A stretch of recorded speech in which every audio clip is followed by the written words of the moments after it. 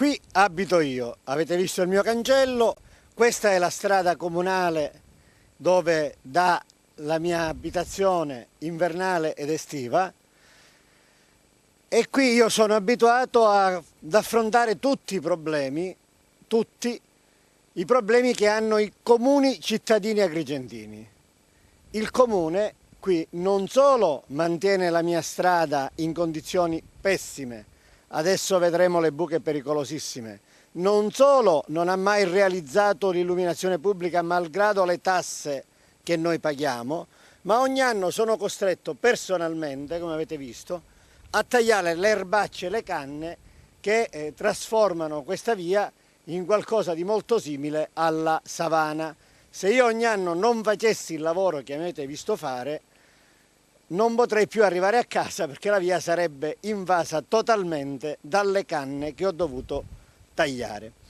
Per questo non credo che vi sia persona ad Agrigento più in grado di conoscere e soprattutto affrontare i problemi dai più grandi ai più piccoli che affliggono gli agrigentini. Ma adesso vi farò vedere dell'altro. Questa è la strada dissestata dove da 30 anni abita il politico più votato degli agrigentini.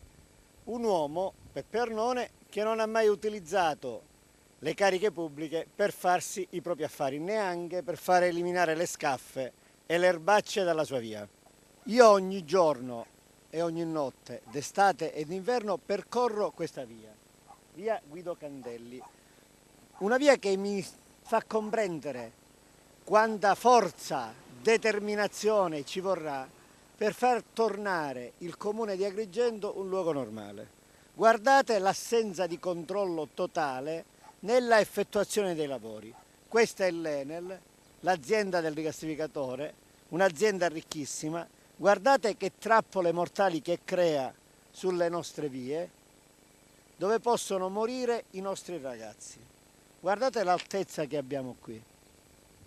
Al comune non c'è nessuno che controlla che l'Enel, la Fastweb e quant'altri, dopo che realizzano i lavori, lascino i luoghi in condizioni normali, che non creino trappole mortali. Con Arnone sindaco tutto questo cambierà. Le immagini che avete visto della strada in cui vivo vi dimostrano quale sia stata la mia idea della politica, dell'amministrazione e dell'utilizzo dei poteri che ho avuto sempre in favore della collettività e mai a mio beneficio.